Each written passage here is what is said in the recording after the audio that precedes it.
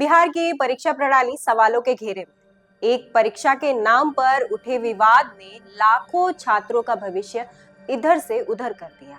यह कहानी सिर्फ एक पेपर लीक के अफवाह की नहीं, बल्कि न्याय की लड़ाई की है।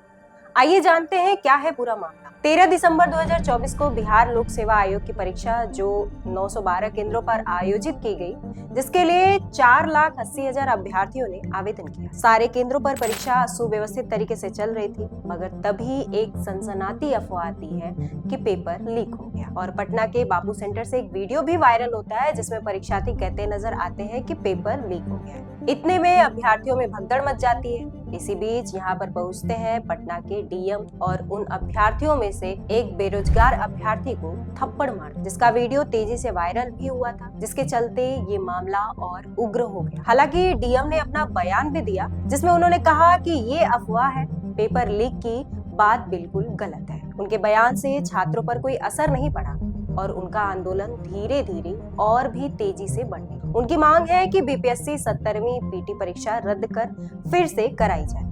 छात्रों के इस मांग पर बीपीएससी ने कहा कि बापू सेंटर की परीक्षा फिर से कराई जाएगी। तारीख मुकर्रर हुई 4 जनवरी और 27 दिसंबर को एडमिट कार्ड आना था। आयोग का कहना है कि 912 परीक्षा केंद्रों में से सिर्फ एक सेंटर से ये शिकायत आई है, तो हम बाकी के सेंटर से छेड़छाड़ ना करते हुए इस सेंटर की परीक्षा फिर से करा देंगे। लेकिन इस पर बीपीएससी स्टूडेंट का कहना है कि अगर बापू भवन सेंटर की परीक्षा फिर से कराई जाएगी तो पेपर भी अलग होगा। तो मतलब सारे सेंटर के पेपर एक तरफ और बापू भवन सेंटर का पेपर एक तरफ। ऐसे में मूल्यांकन कैसे होगा? क्या नॉर्मलाइजेशन होगा? 911 केंद्र का प्रश्न पत्र और 4 जनवरी को बापू भवन सेंटर पर होने वाली परीक्षा का प्रश्न पत्र एक कैसे होगा?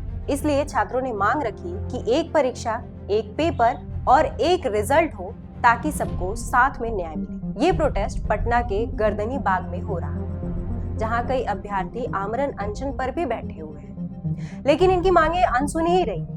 फिर 28 दिसंबर को बिहार पुलिस गर्दनी बाग को एक तरह से सील कर देती है, क्योंकि ना ही किसी को अंदर जाने देती है और अगर कोई अंदर चला भी गया तो उसे बाहर आने नहीं देती है। इसी दिन छात्रों के बीच जनसुराज पार्टी के प्रमुख प्रशांत किशोर पहुंचते हैं और छात्रों से बातचीत करते हैं, हर संभव मदद का वादा करते हैं और कहते हैं कि अगर पुलिस लाठी बरसाती है तो भी वह उनके साथ रहेंगे।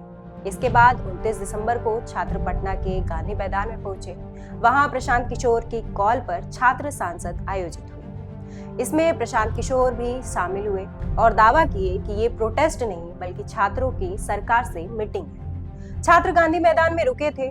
शाम के करीब 4 बजे प्रशांत किशोर कहते हैं कि छात्र का एक डेलीगेशन राज्य के चीफ सेक्रेटरी से मीटिंग करे। हालांकि मीटिंग सीएम नीतीश से होने वाली थी, परंतु सीएम के दिल्ली में होने के कारण चीफ सेक्रेटरी से होने को फिक्स होती है। इसके बाद प्रशांत किशोर छात्रों के साथ सीएम ऑफिस की तरफ कूच करते हैं। एक चेक पोस्ट क्रॉस करने के बाद दूसरे चेक पोस्ट पर एक बड़ी संख्या में पुलिस फोर्स रहती है, जिसे देखकर छात्र वहीं बैठ जाते हैं, जिसके बाद पुलिस और छात्र के बीच झड़प हो जाती है। ऐसे में पुलिस ने आंसू गैस, वाटर कैनन और लाठी चार्ज का इस्तेमाल कर दिया। कई छात्र घायल होते हैं, जिन्हें अस्पताल में भर्ती कराया जाता है। इसमें प्रशासन की सफाई आई कि लाठी चार्ज नहीं हुआ, लेकिन सामने आया वीडियोस कुछ और ही कहानी बयां कर। लाठीचार्ज के कुछ देर बाद प्रशांत किशोर हॉस्पिटल पहुंचे और घायल छात्रों से मुलाकात की। इसके बाद बयान आया प्रदेश के पूर्व डिप्टी सीएम तेजस्वी यादव का। इस सर्दी में जिस प्रकार से लाठी बरसाया जा रहा है, लोगों का कलेजा दहल जाना चाहिए। अगर उनके बच्चे होते, उनके भाई होते, उनके बेटे होते, किसी अधिकारी के बच्चे होते इसमें, तो वो लोग क्या करते? कोई नेता का बेटा होता तो वो लोग क्या करते? आज कलेजा जो है दहल गया वीडियो देख करके, जिस हिसाब से पुलिस के लोगों ने माननीय मुख्यमंत्री जी के इशारे पे पिटाई की गई। फिर 30 दिसंबर को निर्दलीय सांसद पप्पू यादव सूबे के राज्यपाल राजेंद्र विश्वनाथ आर्लेकर से मिले।